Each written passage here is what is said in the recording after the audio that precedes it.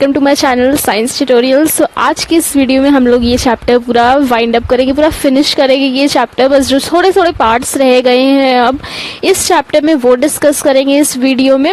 ठीक, तो सबसे पहला टॉपिक है एडोलेसेंस। मैं उसकी हेडिंग डाल देती हूँ पहले, एडोलेसेंस। ठीक, अब ये क्या होता है? एक पीरियड होता है 12 to 18 ईयर्स के बीच का, जब जो बच्चा है वो एडल्ट एज में एंटर कर रहा होता है। तो इसीलिए कहते हैं ये bridge, this period is bridge between childhood and adulthood. ठीक, बहुत सारे चेंजेस होते हैं, फिजिकल, इमोशनल, हार्मोनल चेंजेस। ठीक, तो उन सब चेंजेस की वजह से जो बच्चा होता है उसमें बहुत सारे चेंजेस होते हैं। उन सब चेंजेस की वजह से उसके जो वो ट्रेट्स होते, कैरेक्टरिस्टिक्स होती है वो डिफरेंट होने लग जाती हैं, यानी कि उसके अंदर जो चीज़ें डेवलप होने लग जाती हैं उन सारी चीज़ों की बात करते हैं। फिजिकल, मेंटल, हार्मोनल चेंजेस होते हैं।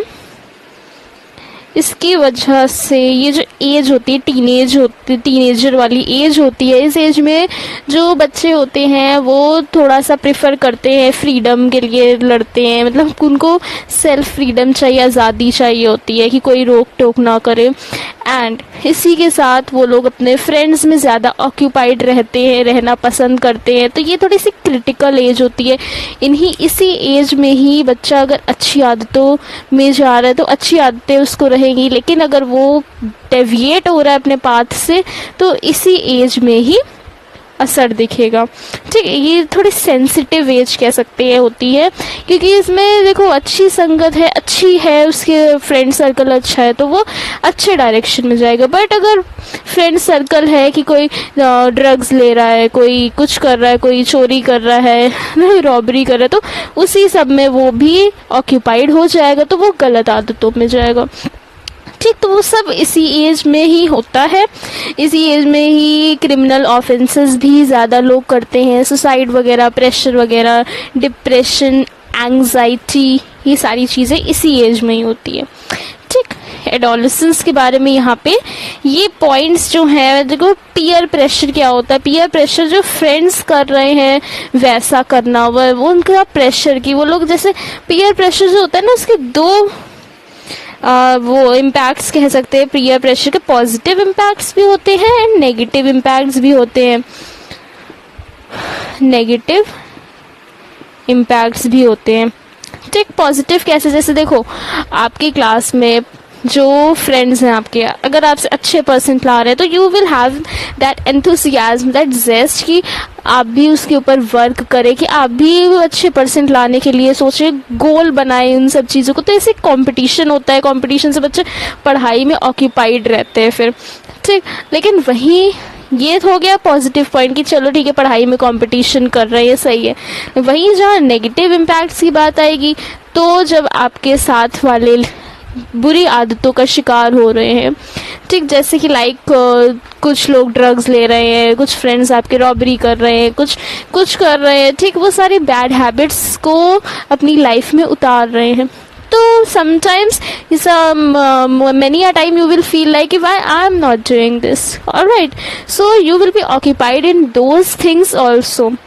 तो वो नेगेटिव इम्पैक्ट होता है पीयर प्रेशर का। पीयर प्रेशर मतलब जो फ्रेंड सर्कल, पीयर मतलब फ्रेंड्स होता है, प्रेशर फ्रेंड्स का, प्रेशर जो फ्रेंड्स कर रहे हैं वही करते हैं। ठीक, वही करने के लिए आप भी इंसिस्ट कर रहे हैं, उसको उस डायरेक्शन में जा रहे हैं, तो वो पीयर प्रेशर होता है। ठीक, पीयर प्रेशर के बाद एडोलेसेंस के बाद अब आएगा क्या? एडिक्शन। एडिक्शन क्या होता है? अब एडिक्शन की बात कर लेते हैं। एडिक्शन मतलब किसी चीज़ की लत लगना, यानी कि किसी चीज़ के habitual, to become habitual of something is called addiction. Addiction, ठीक, ऐसी चीज़, ऐसी something you can't live without. ठीक, ऐसी कोई चीज जिसके बिना आप नहीं रह पा रहे हैं, जैसे कि ड्रग्स वगैरह ऊपर फिजिकली या मेंटली कोई पर्सन डिपेंड हो रहा है किसी सब्सटेंस के ऊपर, तो उसको कहेंगे एडिक्शन। ठीक, और जो पर्सन डिपेंड हो रहा है उसको कहेंगे कि वो उसका एडिक्ट हो गया है। ठीक, तो इन अ सिंगल लाइन मैं डेफिनेशन लिख देती हूँ। फिजिकली और mentally dependence on certain substance, dependence on certain substance is called addiction, substance is called addiction। ठीक, यहाँ पे एडिक्शन हो गया। अब थोड़ा सा हम लोग यहाँ पे ये पूरा चैप्टर फिनिश हो गया। अब थोड़ा सा बात कर लेते हैं जो टबैको वगैरह के इम्पैक्ट्स होते हैं, हार्मफुलनेस होती है, उन सब के बारे में कि क्या इफेक्ट करते हैं। ठीक, उनको थोड़ा इलैबोरेट स्टडी कर लेते हैं कि जो टबैको होता है उसके इफेक्ट्स। तो क्या इफेक्ट्स होते हैं? सबसे पहले कैंसर होता है। किस चीज़ का? सबसे पहले देखो, रेस्पिरेटरी ट्रैक्ट है ना, उसमें जितनी भी चीजें आएंगी उन सब चीजों के कैंसर का रिस्क होता है टबैको से। जैसे कि सबसे पहला मैं लिखती हूँ लिप्स से स्टार्टिंग होगी। ठीक, lips, then bronchi, trachea, larynx, lungs, pancreas, kidney. तो इन सारी चीज़ों के कैंसर हो सकते हैं। ठीक, अब रेस्पिरेटरी डिसऑर्डर्स क्या होंगे? रेस्पिरेटरी डिसऑर्डर्स टबैको को स्नोर करने के। रेस्पिरेटरी डिसऑर्डर्स की बात कर लेते हैं तो एस्थमा लिखते हैं, but now new pronunciation of asthma is asthma. Alright, asthma and pneumonia, tuberculosis. ठीक, बाकी these examples are much enough to write in exam because only 5 to 6 examples are enough. Still I have given more example, you can elaborate your answer by adding more examples. All right, तो अब बात करते हैं हम लोग next topic की, इसी में ही अल्कोहल के बारे में, क्योंकि लास्ट वीडियो में ड्रग्स के बारे में पढ़ा था, उसमें अल्कोहल का पार्ट कहीं नहीं आया था। अब अल्कोहल के बारे में बात करते हैं। देखो, कई जगह पे जो अल्कोहल होती है वो लोग कॉमनली लेते हैं। इनफैक्ट जो बच्चे होते हैं वो भी लेने के लिए उनको भी सजेस्ट करा जाता है लेने के लिए। लेकिन वो कैसी जगह होती है? वहाँ पे बहुत ठंडक होती है, लोगों को लेनी पड़ती मजबूरी में टू सरवाइव। ठीक, लेकिन कायदे से केवल वहीं लेनी चाहिए। बाकी जो पार्ट्स है जहाँ पे लोग इजीली सरवाइव कर सकते हैं वहाँ पे भी लेते हैं। तो हर घर में कोई ना कोई लेता है, हर कोई ना कोई घर छोड़कर, मतलब बहुत ज़्यादा ही कॉमन हो गया है अल्कोहल का यूज़। ठीक, तो वो उससे होता क्या है? अल्कोहल जो होती है उससे क्या होता है कि बॉडी जो होती है उसमें sedative, tranquilizers and hypnotic effect provide करती है। ठीक, ये 3 जो हैं कीवर्ड्स हैं अल्कोहल की डेफिनेशन के। ठीक, a drug that provides sedative, tranquillisers and hypnotics effect. ठीक, ऐसे ड्रग को कहते हैं अल्कोहल। अब सेडेटिव मतलब क्या होता है, ट्रैंक्विलाइजर्स मतलब क्या होता है, हिप्नोटिक्स मतलब क्या होता है। सेडेटिव मतलब कि ऐसा ड्रग जो कि थोड़ा सा बॉडी को सूद करे, कामनेस प्रोवाइड करे, फ्रेशनेस प्रोवाइड करे, उसको ऐसे ड्रग्स को कहते हैं सेडेटिव। ठीक, ट्रैंक्विलाइजर्स क्या होते हैं कि बिना सोने वाली फीलिंग आ जाए, यानी कि एक फ्रेशनेस रहे बॉडी में, टायर्ड ना फील हो, बिना सोए ठीक आप फ्रेश फील करो, तो उसको कहते हैं ट्रैंक्विलाइजर्स। ऐसे ड्रग्स को ट्रैंक्विलाइजर्स कहते हैं। देखो, होता क्या है कि जैसे इसकी एक डेफिनेशन की अगर बात करें ट्रैंक्विलाइजर्स की, तो उसमें क्या होता है कि inducing sleep, you feel calmness and freshness. So this is a definition of tranquilizers. ठीक, हिप्नोटिक्स क्या होता है? हिप्नोटिक्स यानी कि जो सोने के लिए ड्रग्स यूज करते हैं, to sleep drugs use that are used for sleeping, नींद के पिल्स जो होते हैं, ऐसे पिल्स को हिप्नोटिक्स, ऐसे ड्रग्स को हिप्नोटिक्स कहते हैं। ठीक, एक पॉइंट और है एनेस्थेटिक। एनेस्थेटिक मतलब एनेस्थीसिया कब दिया जाता है? देखो बहुत पहले क्या होता था, जो डॉक्टर्स होते थे वो ऑपरेशन करने के लिए पर्टिकुलर पार्ट का उस जगह पे एनेस्थीसिया डाल देते थे, यानी इंट्रोड्यूस करा देते थे, इंजेक्ट कर देते थे। तो होता क्या था कि वो पार्ट सुन्न हो जाता था, जिसकी वजह से उस पार्ट में ऑपरेट करते थे, बट दर्द, पेन नहीं होता था। बट अब एनेस्थीसिया जो होता है वो डॉक्टर्स भी नहीं यूज करते इतना, वो मतलब कि उसका हार्मफुल इफेक्ट ऐसा होता है कि बॉडी सुन्न हो जाती है, इसलिए अब डॉक्टर्स को भी प्रोहिबिट कर दिया गया है कि वो भी एनेस्थीसिया के बिना ऑपरेशन करते हैं। तो सोचो जब ड्रग कोई ऐसा ले लेगा तो उसकी बॉडी पूरी सुन्न टाइप्स हो जाएगी, यानी कि पूरी बॉडी जो होगी क्लम्सी हो जाएगी। ठीक, तो वो एनेस्थीसिया, एनेस्थेटिक, ऐसे ड्रग्स जो बॉडी को वीक कर दे, बॉडी स्लीपी सी हो जाए, ठीक, उनको एनेस्थेटिक कहते हैं। ऑलराइट, अब बात करते हैं हम लोग विड्रॉल सिंड्रोम और सिंड्रोम्स ऑफ अल्कोहल। ठीक, देखो होता कि अल्कोहल की बात करी जाए चाहे ड्रग्स की बात करी जाए, विड्रॉल सिंड्रोम्स जो होते हैं सबके एक होते हैं। विड्रॉल सिंड्रोम होते क्या है?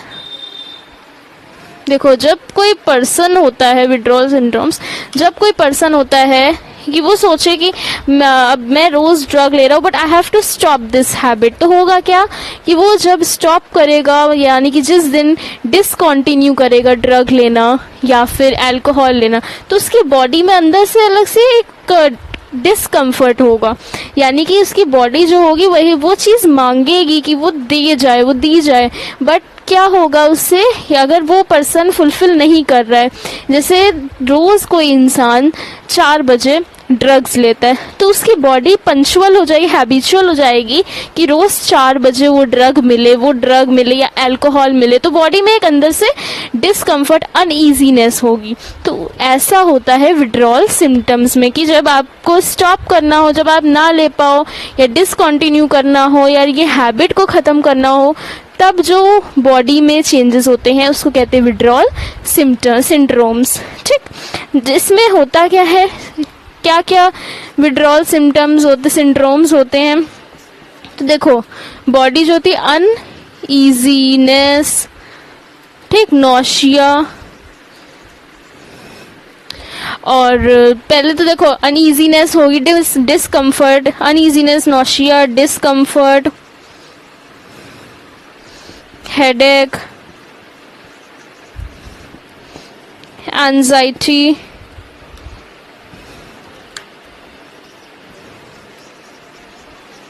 ठीक, डिप्रेशन, ठीक, स्लीपीनेस,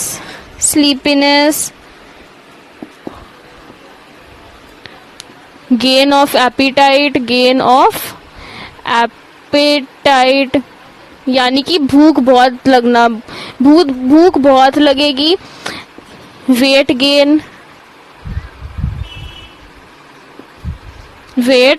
गेन होगा। तो ये सारे सिम्टम्स होते हैं, सिम्टम्स भी कह सकते हैं, सिंड्रोम्स भी कह सकते हैं। ठीक, सिम्टम्स क्या होते हैं, सिंड्रोम क्या होता है, दोनों की डेफिनेशन मैंने बताई थी। अब जो लोग वो होते हैं इंट्रावेनसली लेते हैं ड्रग्स को, यानी कि डायरेक्टली सिरिंज के थ्रू वेन्स में इंसर्ट करते, इंट्रोड्यूस करते हैं, उनको ज़्यादा खतरा किसका रहता है? एड्स का रहता है, हेपेटाइटिस बी का रहता है। क्यों? सिरिंज शेयर करने से, जैसे किसी अफेक्टेड पर्सन की सिरिंज शेयर कर ली जाएगी तो बॉडी में वो भी पर्सन अफेक्टेड हो जाएगा। ठीक, कि सिरिंज वगैरह शेयर करना, मैंने पढ़ाया था वीडियो में एड्स की कि सिरिंज वगैरह शेयर करने की वजह से भी ये डिसीज स्प्रेड होती है। ऑलराइट, तो अब बात करते हैं हम लोग प्रिवेंशन एंड कंट्रोल के बारे में। अब हम लोग बात करते हैं prevention and control of drugs. ठीक, सबसे पहला पॉइंट है अवॉइड अनड्यू पीयर प्रेशर। जिस ग्रुप में आपको ऐसा लगे कि यहाँ पे गंदी आदतें हो रही हैं, यहाँ पे ये बच्चे जो है हमारे टाइप के नहीं है, यहाँ पे वो लोग थोड़ा बोल्ड है या फिर वो लोग गलत आदतों में है, गलत आदतों का शिकार है, बैड हैबिट्स हैं उनके अंदर कि जैसे वो ड्रग्स ले रहे हैं क्या, इस तरह की कंपनी को तुरंत कट ऑफ कर दें। ठीक, ऐसे ग्रुप को ज्वाइन ही ना करें। जहाँ पे इस तरह की हरकतें हों, ऐसे ग्रुप को ज्वाइन ही ना करें। उसको कहेंगे avoid undue peer pressure. Education and counselling, parents को बच्चों के एजुकेशन देनी चाहिए इन सब चीज़ों के बारे में कि क्या हार्मफुल इफ़ेक्ट्स होते हैं, कि ये सारी चीज़ें एक्चुअली में बनी किससे होती हैं, इन सब के बारे में एजुकेशन काउंसलिंग करनी चाहिए, अवेयरनेस फैलानी चाहिए, कि उसको बताना चाहिए बच्चों को कि वो लोग ये चीज़ क्यों ना लें। ठीक, यानी कि उसके हार्मफुल इफ़ेक्ट्स से बच्चों को अवेयर कराना चाहिए, कि उसका डार्क साइड दिखाना चाहिए। नेक्स्ट पॉइंट भी ऐसा है ना, लुकिंग फॉर डेंजर साइंस, कि उसके क्या क्या इम्पैक्ट्स हैं, कि बच्चों को वो क्यों नहीं लेना चाहिए, या फिर किसी भी जनरेशन एज ग्रुप के बंदे को ड्रग्स और एल्कोहल इन सब के एडिक्ट नहीं होना चाहिए, अवॉइड करना चाहिए। तो उसके हार्मफुल इफेक्ट्स बताने चाहिए कि बॉडी में ये सारे चेंजेस होते हैं जो कि सोसाइटी के लिए बहुत हार्मफुल होते हैं एंड पर्टिकुलर इंडिविजुअल के लिए भी हार्मफुल होते हैं। ठीक, सीकिंग मेडिकल प्रोफेशनल हेल्प। ठीक, यानी कि मतलब जैसे कोई पर्सन है जो कि एडिक्ट हो गया है, हो चुका है, तो उसको देखो medically help, professionally help, psychiatrist के पास ले जाके समझाना, उन सब के हार्मफुल इफेक्ट्स अवेयर कराना। ठीक, अगर उसका ट्रीटमेंट कराना, बिकॉज सब तो ट्रीटमेंट अवेलेबल है। जो लोग एडिक्ट हो चुके होते हैं इन सारी चीज़ों का, वो लोग ट्रीटमेंट कराने जाते हैं नशा मुक्ति केंद्र के नाम से जिसका है। ऑल राइट, तो वहाँ पे ले जाना, वहाँ पे ले जाके उनका ट्रीटमेंट कराना, उनका जो साइकोलॉजी है वो चेंज कराना, कि वो लोग जो लेते हैं हार्मफुल है, वो सारी चीज़ें उनको समझाना, किसी डॉक्टर से कंसल्ट करना, डॉक्टर के थ्रू समझाना। मेडिसिन्स भी आती हैं उनको अवॉइड करने की, ट्रीटमेंट होता है इसका। ठीक, इन सब के बारे में अवेयर करना, ये सारी चीज़ें करना, ये होता है प्रिवेंशन या कंट्रोल ऑफ ड्रग्स। ठीक, अगर जैसे कोई बच्चा एडिक्ट हो गया है या फिर कोई भी पर्सन एडिक्ट हो गया, उनको नशा मुक्ति केंद्र में जाके छोड़ा, वो जो वहाँ के डॉक्टर्स हैं मेडिसिन प्रोवाइड करेंगे, वो जो अपना ट्रीटमेंट करेंगे, उन सब की हेल्प से जो बच्चा होगा या जो फिर जो भी पर्सन होगा उसका एडिक्शन स्टॉप हो जाएगा। ठीक, तो इस तरह से प्रिवेंट कर सकते हैं, कंट्रोल कर सकते हैं ड्रग्स को। सो आज की मेरी इस वीडियो में ये चैप्टर की फुल एंडिंग हो गई है, नहीं पूरा चैप्टर वाइंड अप हो गया है। क्वेश्चंस में डिस्क्रिप्शन बॉक्स में पोस्ट कर दूंगी। ठीक, तो डिस्क्रिप्शन बॉक्स में देख लेना, क्वेश्चंस के PDF में डाल दूंगी और जो भी मुझे इंपॉर्टेंट लगेगा मैं सब उसमें डाल दूंगी। डिस्क्रिप्शन बॉक्स में एक बार विजिट कर लेना। ठीक, लिंक डाल दूंगी मैं PDF के। ऑल राइट, तो thanks for watching my channel. Next video बहुत जल्दी आएगी, न्यू चैप्टर के साथ आएगी ऑफ कोर्स। ऑल राइट, तो thanks for watching my channel. Keep supporting, hit like button to this video, to the previous videos and all the for all the upcoming videos. Keep supporting, keep watching. Subscribe करिए channel को, bell icon पर press करिए and share my videos to your friends and to your dear ones. Bye bye.